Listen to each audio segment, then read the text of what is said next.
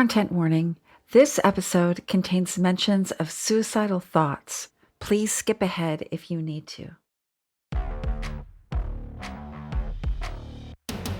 You're listening to The Rich Life Revolution with me, Michelle Cooper. My mission is to empower you to step into your next level of wealthy. You'll hear all the deets, a little bit of inspiration, and real life takeaways so that you can create your own rich life revolution. Let's dig in. Hey there, welcome to the Rich Life Revolution. I'm Michelle Cooper, your host, and today is episode 20. We are going to be talking about working on your why, feminine leadership fundamentals with Romy Marlo Ellis, one of my besties and an incredible human being with absolutely awesome feminine leadership skills. Like, I look to her to help me whenever I am starting to waver, wobble, and basically not know what my next step is. Tapping into our why, tapping into our feminine leadership skills has been so important in the growth of my business and the evolution of my life. So I wanted to bring Marlo on today because we all have goals we're working towards. Some of them are focused on success of our business or milestones in our personal lives, or maybe some kind of combination of the two.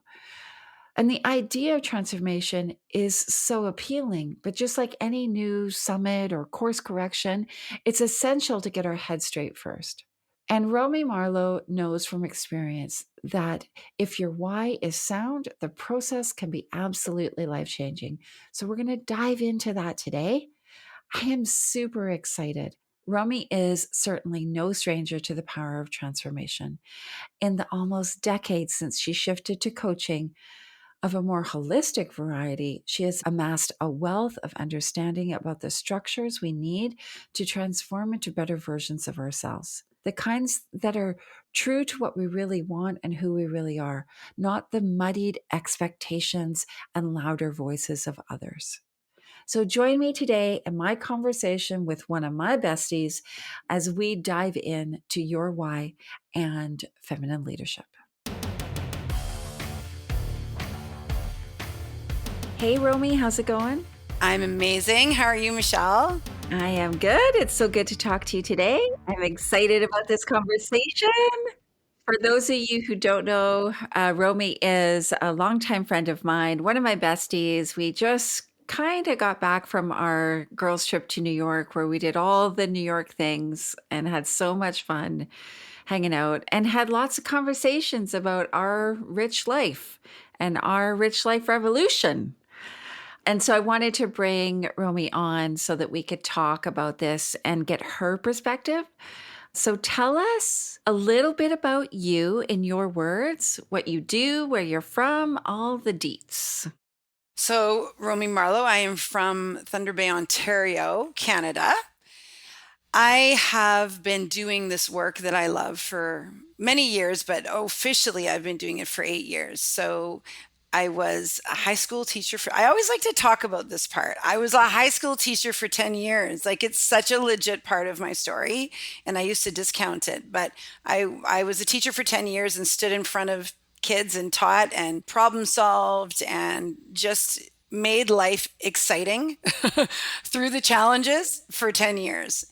And then after being a teacher for 10 years, something was pulling me because I was at the time actually really involved in the fitness community and industry, and I was competing, and I loved the transformation process. And so I put myself through the rigor and the crazy, painful, challenging yet beautiful experience of transforming my body from, like, a 40-year-old kind of body that drank a lot of beer.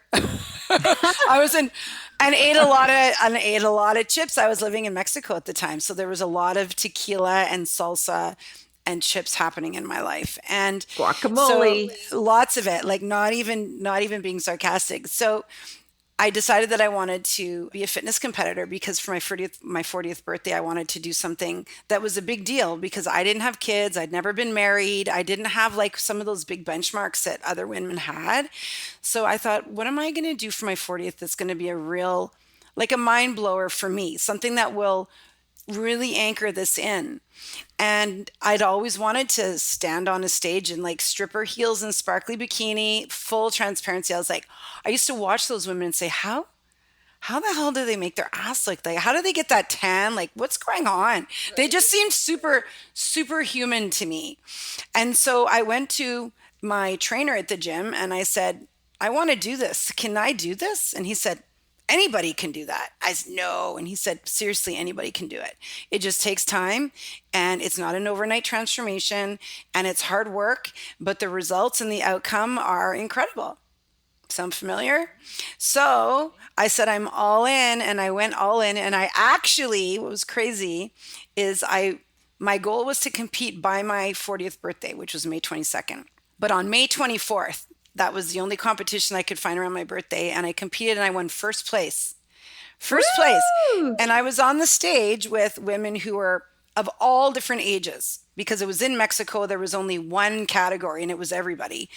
And so that was actually the beginning of my slight obsession with the transformation process. And so I continued to compete and then I decided to retire from teaching and become a fitness professional, moved back to Canada, became partners with a man in his gym. And that partnership became a relationship, which ended up being really toxic, which was then kind of the second piece of my story, which was now I was really, really at this point committed to the transformation process, but I also understood that there was this whole world that goes on behind closed doors that can really affect women. And so here I was, a professional, a gym owner. I had the number one gym in the city for 3 years straight.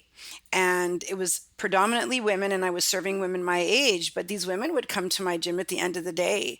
And it wasn't really their bodies that they were there for. They were there because they felt crappy. They hated their lives. Their relationships were falling apart. They didn't feel strong and empowered. And they would often say, I'm 40 or I'm 30 or I'm 50 or 60. I had the oldest woman I think I had in there was like 85. And they would basically say, I'm just looking to feel better. I'm looking to love myself again. I want to be able to have sex naked, or I want to be able to look at myself in the mirror when I walk past it every day. Like, this is the stuff.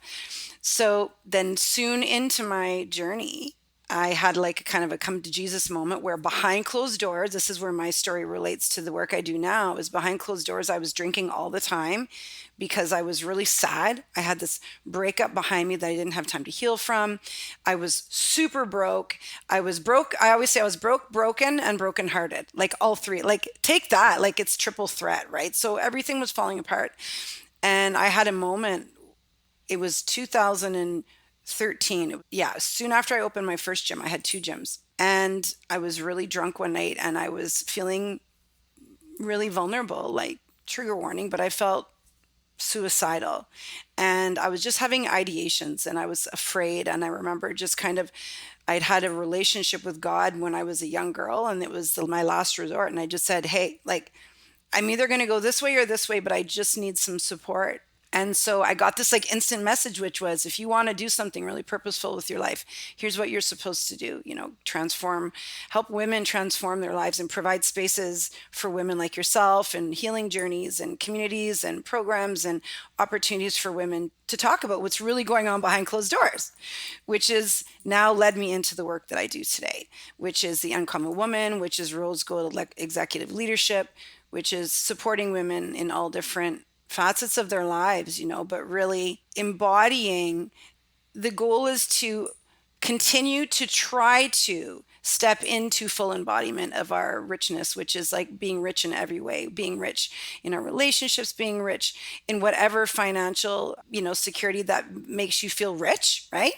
It looks different for everybody. Feeling rich spiritually, feeling rich in your body, like you feel healthy, and just feeling like you're contributing and making a difference. And I think those are the things that make us feel rich. So that's kind of that whole richness that we were talking about. There's probably nothing else to say on this podcast. You're probably just like, that's it. I'll just let you run with it. That was it. But anyway, so that's about me. So that's kind So of good. my perspective on, wealth and richness is all of it, because it doesn't matter how much, as you know, so many people out there in the world have so much money and they're so incredibly sad and alone. And what I wish for all of us is that we get to have all of it to whatever extent we want it. For sure. And I think when they kind of wake up and they realize that they don't like their life, or they don't like their body, or they don't feel good, I think a lot of people, their first kind of like go-to thing is like, oh, I'll get in shape, right? Like, or I'll get in better shape, right? Like, oh, I'll take some action, which is great, right? Like we want to do that. And we want to turn inside as well, right? So I think your story is really impactful because, the women coming to your gym, as you said, they were coming there for exercise, right? And to improve their physical being.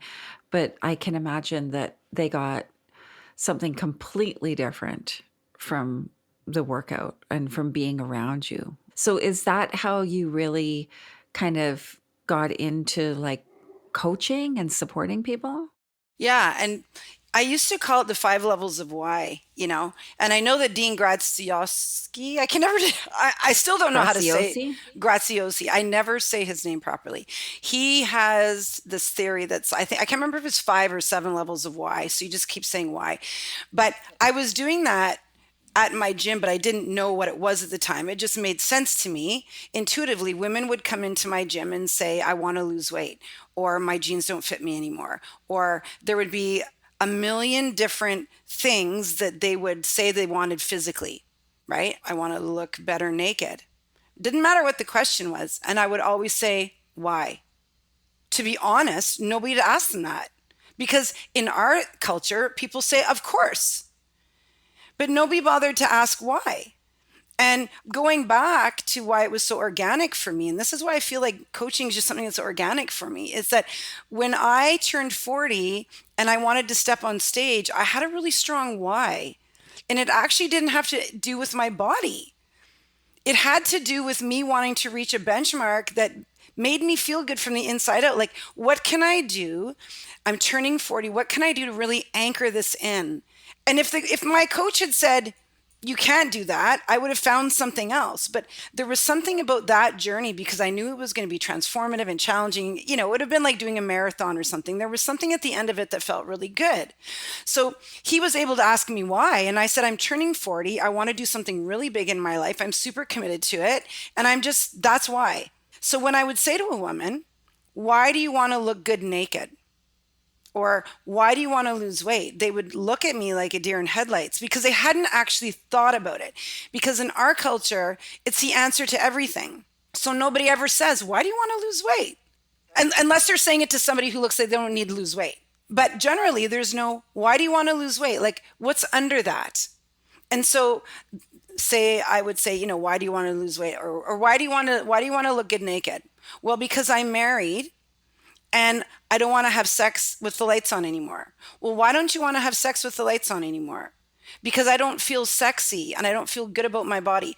Why don't you feel good about your body? Because it doesn't look how it used to look. Why doesn't it look how it used to look? Sometimes it was like I literally gave up on myself. Like, this is where we started getting into it. I gave up on myself. I put everybody else first. I've gone into bad habits. I went through a divorce and I gained a bunch of weight. I'm in menopause. Then we would get to the juice of why they were there. And I always say women would come to my gym thinking that they want their asses to look good in their jeans. And really what they wanted was to change their lives. And I used to say that to the women, because by the time we were done our initial conversation, they would be often in tears. And they would say, I can't believe I'm crying. I came to the gym to work out. And I would say, everybody comes here because they want their asses to look better in their jeans. But really what they want is to change their lives. And when we talk about changing our lives, we're talking about our emotions. We're not talking about our bodies. When we talk about our emotions, we get emotional. because we're tapping into things that we haven't dared to talk about. So that's how I got started on this journey. So I was doing it then. And so the women in my world had long term transformations. And I see these women in my community to this day. And often they'll say, "You changed my life because I run now every day because it's important for my mental health." Or I realized I was sabotaging myself, or I got out of the relationship. Like all kinds of stuff happened in that gym that was magical. Yeah, I think there's something that happens for women as they reach these benchmarks in their life, right? Like when I turned 40, I wanted to do complete a triathlon. I am not a triathlete. And in fact, myself and my friend, we were the very, very, very last people to cross the finish line. Oh, so you did it. Yeah. Oh, Yeah. okay. You never said that part. So Yeah. you are a Yeah. triathlete. Well, I wouldn't say I am. I completed it, but it nearly killed me, I think. Like they were literally taking down the finish line, like the blow up finish line. They were taking it down and we were still coming in on our run kind of thing, right? And I thought I was literally going to die. And people were saying to me at the time, like I had a job at that point, and people at work were like, "Why are you doing this? This is like hell." And I was like, I want to accomplish something that I have never done. And I realize now it's because I didn't feel good about myself. In lots of different ways, probably. Totally. And so I felt like, well, if I can accomplish this, it's going to, boost my confidence. It's going to make me feel like I can take on other things in my life that maybe I'm not happy with. That's what all the subconscious stuff that was going on, right? That I wasn't even aware of. Only by doing the work later on did I become aware of those things. But it's an important thing. I think, you and I were the same age.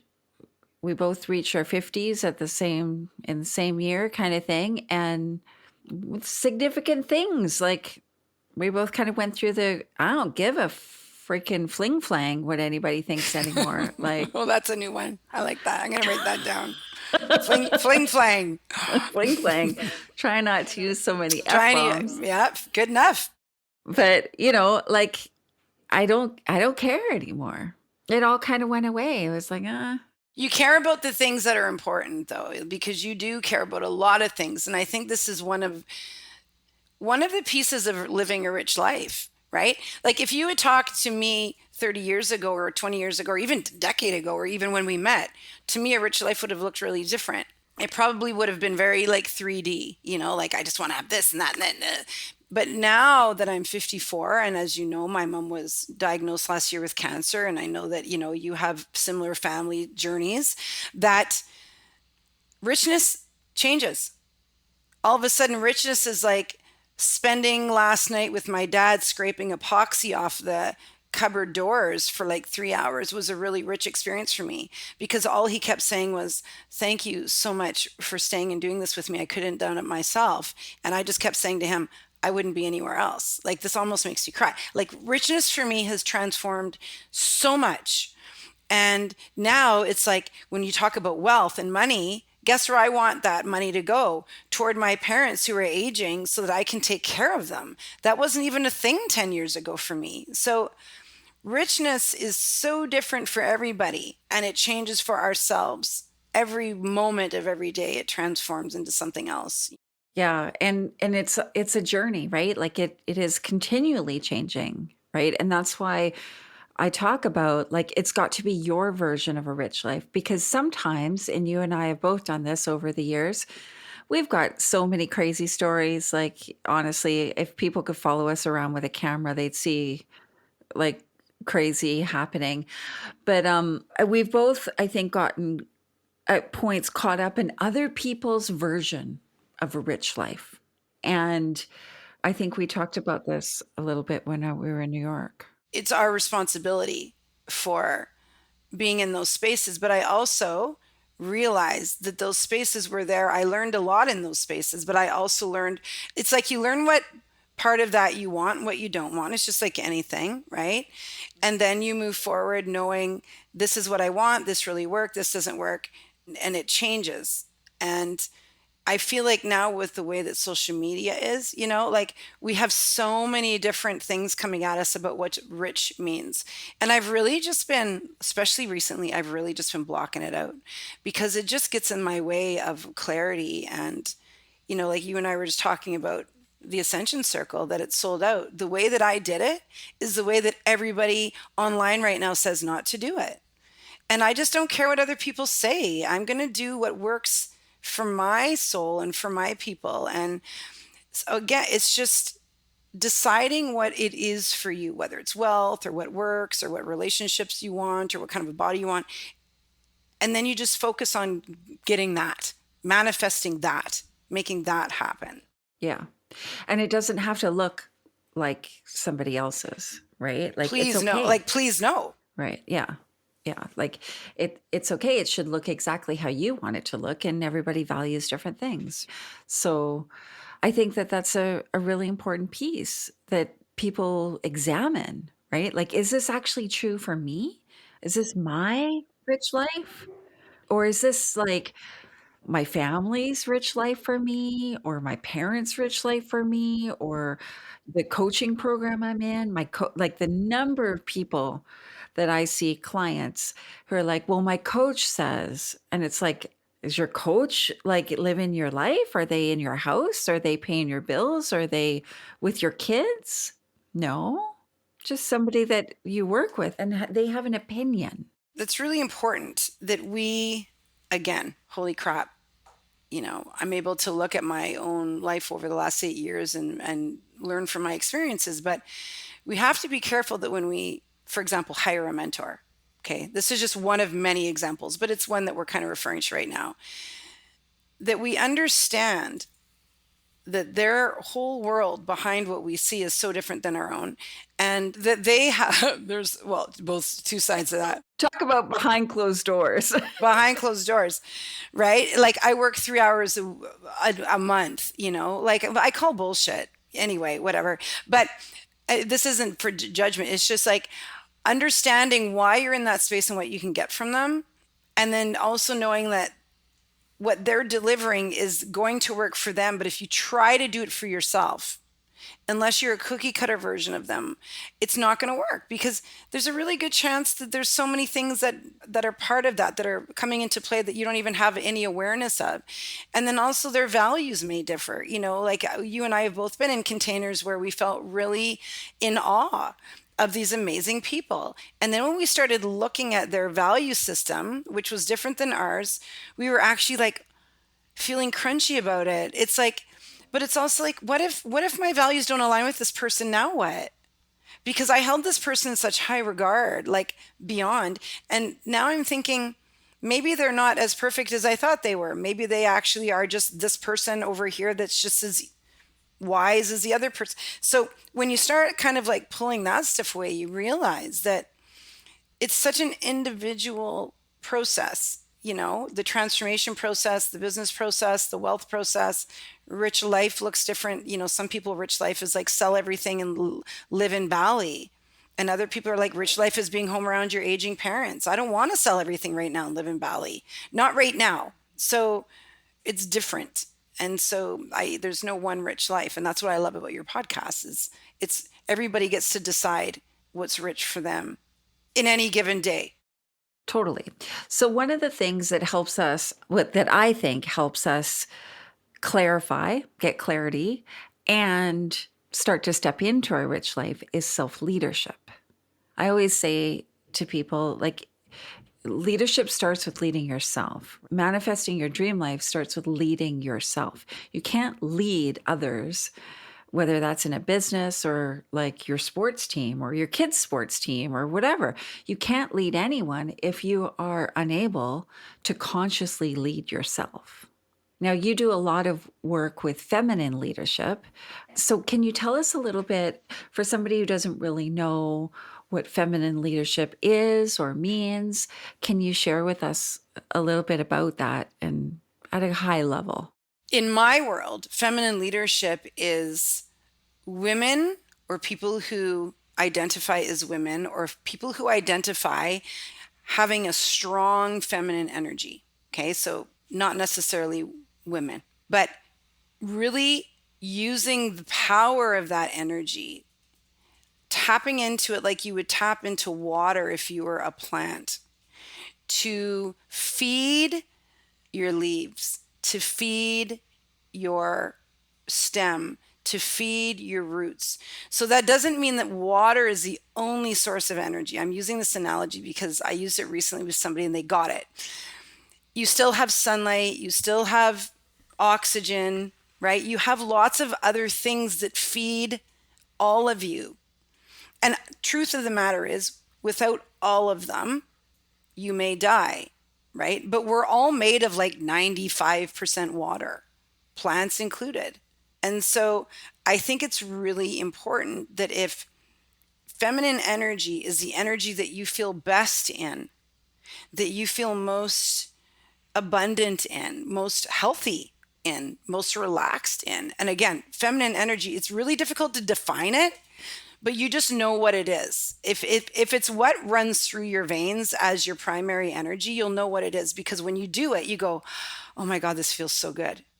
Like when we were in New York, I was very much in my feminine energy. I didn't necessarily look like I was in my feminine energy all the time because I was like schloppadinka with my t-shirt and jeans and no makeup. But the truth of the matter is I was leaning back. I was allowing myself to sleep in, or we didn't have a schedule. It was really loose. We were following our intuition. We were having fun. We were playing. We were like indulging. So to build from that space, whether it's a business or a relationship or your personal health or anything, if you have that kind of abundant, yummy, juicy energy in it, that's the feminine energy. And feminine energy is creative, it's playful, it's intuitive, it's communicative, it's compassionate. It's also, this is where a lot of people get stuck. It's also very strategic. Like Isis is goddess of like strategy. Like being strategic. Think about a mom. How strategic do you have to be just to get through a day? Feminine energy is very strategic. It takes planning, it takes focus, it looks at the big picture. So there's often a belief that feminine energy is flaky. And we need to stop talking about it like it's flaky, because it's not. It's really strong and it gives birth to incredible things. It gives birth to life. It gives birth to ideas. It gives birth to peace. It gives birth to wealth. It gives birth to lots of things. So it's been misunderstood for so long. And we, as a collective of women, really need to understand that feminine energy is not the flaky side of us. I'm glad you said that, because I've had people say to me in the past, like, oh, you're really in your masculine, getting lots of stuff done. And, you're a doer or an overdoer, or like I strive to reach goals and stuff. And some people kind of like judge that and say, well, you really operate a lot in your masculine. And I'm like, it doesn't feel that way to me, though. And I've argued it in the past. And I'm like, do you know how much shit moms get done? That is feminine energy. That's feminine energy. Exactly. Moms have to get a lot of stuff done. And so to say that getting stuff done is not feminine energy, like I completely disagree. There's a flow to it. And there's to me, there's an intuitive piece. And that is important. Like the too much, the push is moving into the masculine. Right. And so that's where I learned to honor my intuition. And if I have something, time blocked out for something, or it's on my schedule, but I find myself avoiding it, or it doesn't feel like I want to do that, and just because it's on my schedule, I should do it, kind of thing. I learned that within my human design, if I'm really in alignment with me and my energy, I should not do anything that's a should. I should not do things that I'm doing out of obligation because it's on my calendar. So I had to learn to become okay with that because I love ticking a box, right? Oh, got that done, got that done, got that done. And so it really was about, again, knowing myself and leading myself. When you lead yourself, you're then able to lead others, right? So I became a better leader in my business when I could lead myself through my life better. Right. I need to stop for a minute at this because I do believe that people can lead other people when their life is a mess. We see it all the time. But you just said the differentiator, which is I become a better leader when I lead myself better. And I think that's where we define a great leader and somebody who's attempting to lead, right? So, because we've all seen people, I'm not going to give any examples because I don't want to make anybody upset, but there are a lot of leaders out there in the world who are not leading with integrity, but they're still leading the masses. So we can't say, but they're not leading well. In other words, they're not leading with, well, I want to say integrity again, but like value based leadership. They're just leading from ego. They're leading from avoidance. They're leading from, I want to be right. Yeah.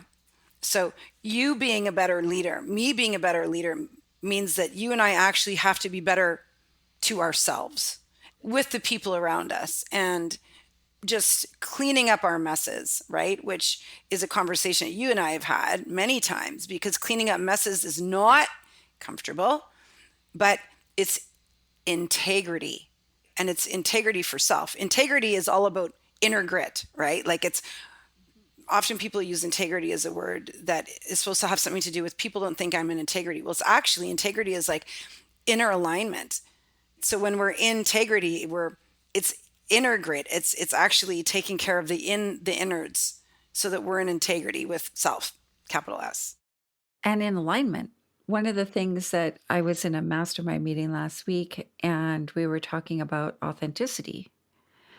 And I had just on my way back from Croatia picked up a book called The Success Paradox by Gary Cooper. And he was saying that the number one thing for success is authenticity. You can only be successful if you are truly authentic to yourself. Otherwise, things are going to keep happening to knock you off your little block. And so we were having a conversation about that. And I was saying, like, it can be scary to really show up as the authentic you. And part of that might be, like you said, cleaning up where you weren't the best human being in the world, or holding other people accountable when it's not in alignment with what you stand for or believe or your core values. And that to me is one of the greatest things we can do. It's one of the hardest things we can do because it can feel scary and that can feel super uncomfortable. Yeah, it can. And, but I also think about, authenticity and alignment to me differ, but I think that authenticity leads to calling in alignment, right? Like you're either going to have, by being authentic, you're either going to have people or things fall away or they're going to come towards you, right? Because your authentic self is really strong energetically. Like you either push or you pull. Like you're going to push things out and you're going to pull things in, right? But you said something earlier that I wanted to address about pushing. So people say to you, Michelle, I see you pushing. I see you working so hard. I see you grinding, or I see you like you're just nonstop, right? So I had said to you, the push can be masculine, but again, fine line. I think about a mother who is in labor and she's in creation. She's literally in the creation mode. And well, actually, no. There's 9 months of gestation, which is creation and feminine energy. And then when she's about to put it out into the world, she pushes. Really freaking, what was the word? Frick, frack, and hard. She like Fling flang. Fling flang and hard. Doesn't have the same impact, but I can get used to it. So she pushes. And there's a necessary push to create reality with the thing that she has gestated and created with from within. Then she pushes, but she doesn't push for 40 years, even though it might feel like it. She pushes for a short term, and then you have the baby. And then there's like a rest period. Well, you know what I mean? From pushing, where you're now in nurturing. Then there's another push period where maybe there's a challenge, or the child's walking, or they're learning to go to the bathroom, and now it's another push period. So what I'm trying to say is that pushing is feminine. Pushing all the time is not feminine. Right. I always think childbirth is such a analogy for business, okay? Because in childbirth, as many people will know, you got to push, but then you got to stop pushing, actually. Right? Like you got to stop, like you physically have to stop yourself and breathe. And wait for the canal, wait for the portal to open. Totally. Right? And like, and then there's like the ring of fire moment where it's all happening and you just have to pant. Like you got to hang out there for a moment. And that is business. In faith that this is the process, that you're going to survive. It's the same thing in business, right? Like there's this, these moments where we got to push something out, and then there's moments where you got to lean back. People don't say to mothers, I can't believe you pushed. Like you're always pushing. They don't say that. In fact, they say, push. This is how it happens. This is how you get the baby through the birth canal, this thing that you've been putting in all this time and energy. Now it's time to bring it out into the world. The push is feminine. And so it's not fair. We actually need to stop saying to our sisters, you're pushing. All you do is push. I think it's really great to ask a question. How long do you feel this push will last? Like, are you going to be able to rest after? And what's your plan for your rest? Like, let's talk about nurturing and support versus criticism. My parents won't ever listen to this. The other day, I was out at my mom's place. I was out at my mom and dad's place, and I was working. And it was like Saturday, and I was sitting at my laptop, and I was doing my newsletter. And my dad came and hung over me like this. And I said, what are you doing? And he said, are you working? Like, I can't tell you how many times he has asked me this question. This is part of like the problem of living with your parents when they're going through chemotherapy, is that you have to deal with all of the parent things, but you're not a child anymore. So he said, are you working? I said, yeah, I am. And he said, you work too much. All you do is work. And I actually sat back and I said, I need you to stop saying that. It's not helpful. It doesn't make me feel good. It makes me feel angry and defensive. And do you see that I'm here in the middle of the afternoon, in the middle of the week for 4 hours raking the lawn, and other people are working? Like, have you noticed that I'm not always working? That I work like everybody else works, but what I get to do is often decide when I work. And I said, if I didn't do this, I would have not been living with you and mom for the last 7 months, and things would be really different. So stop telling me that I'm always working. And he just said, well, I've been scolded. And then my mom from across the room said, yeah, you do that to all of us. Like it's in him to want to do this thing. But I had to really be like, working is feminine. Like I'm not doing anything unusual by creating in my business. And right. So sometimes we have to be authentic and say, hey, this is who I am. This is what I do. And I need you to stop dishonoring it. And if you don't like it, that's not my thing to carry. So 2 days later, I know that this is kind of a long story, but I think a lot of people will relate. 2 days later, I was doing the same kind of thing. And he walked by me and he goes, notice I'm not saying anything about you working. And I said, thank you. And so now it's a big joke, right? But there was a learning curve there, which is like, that's disrespectful. And he got the message. And there's boundaries there, right? Like there's you establishing a boundary, which is amazing. So tell us, Marlo, I ask everyone, or not everybody, but lots of people, what is your rich life? Like, what would that look like if you could have your richest life in the next year? Okay, in the next year, my richest life would be a lot more travel in the new year, a lot more in person connection with my people, with my community, with friends, with everybody. Like just in person feeds my soul on so many levels. And also being able to put money aside that will go to my first real estate purchase in like 15 years. And I'm really wanting to own a church property or some kind of property that allows me to kind of live and also maybe, have like circles or, and I don't want to say a retreat space because that's not really what my vision has ever been.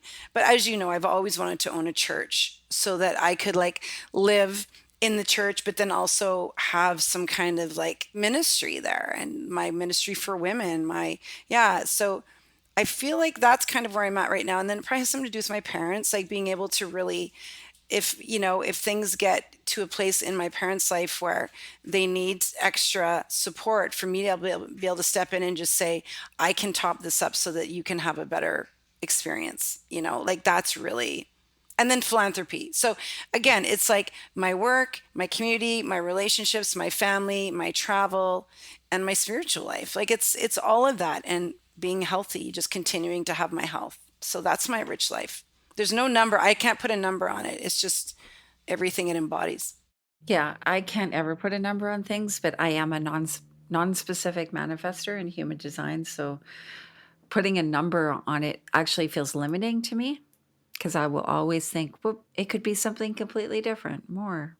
I love that, and it's a great testament to like looking at all the angles of your rich life. It's not just money in the bank. It's not just, I don't know, your net worth. It's how you're spending your time. Where's your next girls' trip? Is this a trick question? Well, I don't know about my next girls' trip, but I do know that I'm going to Mexico in the new year for at least one, maybe two yoga retreats. I think February and March or January and February, or something like that. And actually, ironically, and this is something that I love about this, is that both of them are being held by women who are living in my community who are holding retreats in Mexico. And I've been building relationship here with them. And so going there and being in their retreat space is amazing. And it allows me to do the travel plus the connection in person and then have those rich relationships when I come back home. So I think that's what's next because my fall is nutty and then it's Christmas. I'm all about going to the hot. I just want to be in warm, like I didn't travel during COVID and then I really want like ocean and sun and sand and calm, quiet, like that kind of thing right now. That's just where I'm at right now. Well, maybe you'll join me next year on a yacht in Croatia. It was frickin' hot. Yeah, no, I'm all in for that. If they do that again, that's like the best situation ever. Yeah, that was a really good trip. Well, thank you so much for joining us today. I love this conversation and I love that you shared all of this. Of course, we'll share all about you in the show notes and all the links to follow you and get all of your stuff. Is there any one last nugget of gold you want to share with people? Little piece of advice? Yeah, you know what? I'm really feeling the whole like 1975 kind of like women's movement, but new. I'm saying kind of like women's movement 1975, but with better hair and softer edges. That's how I'm Right. describing. And I feel like this is what I want to say. It's really an important time right now for women to speak up and step up and use their voices, but it's not like it used to be. We don't need to be in that aggressive energy that there's so much of it around us right now that we need to be in the duality on the other side of it. So I guess that's what I want to say is, using your feminine voice doesn't have to be meek, but we don't have to scream at the top of our lungs. I think if we're just consistent and wise and lean in on our sisters from our past, their wisdom, that we're going to get somewhere. I think we're in the age of Aquarius. It's our time for the rise. So that's what I want to say. It's not a one line. I couldn't say it in one line. It is. That's awesome. I love it. I'm all in, sister. Better hair and softer edges. All right. Well, thanks for joining us. Thanks for hanging out. Thanks for the conversation. Everybody needs to check out Romy Marlo and the Uncommon Women. So what did you think of that? I loved this conversation, and I hope it was like you being a fly on the wall during one of our girl chats. What jumped out at me about what Romy Marlo said was when she recommended thinking about your dominant energy like water in your body. We need other nutrients, rest, and oxygen to live too, but water is the majority of what powers our being. Feminine energy is often seen as flaky or weak or insubstantial. But when a woman stands her ground or runs a team, she's considered to be leaning into her masculine energy. But that definition has it all wrong. Creativity, playfulness, and intuition all come from our feminine energy. So too does our ability to be communicative, collaborative, and compassionate. Feminine energy is also strategic. Think about all the planning that it takes for women to raise children. Just that in alone shows you the divine power of feminine energy. So I love that we got to have this conversation today. I hope you got some gold nuggets out of this, and I would love to hear what they were. Be sure to share on social media, send this episode to a friend, share out in the world so that we can create more women with more wealth. Thanks for hanging out with me. I hope you got at least one gold nugget today. Be sure to grab your copy of the Rich Life Revolution workbook to help you set the foundation for your next level of wealthy. Get it now at richliferevolution.ca, and I'll see you later.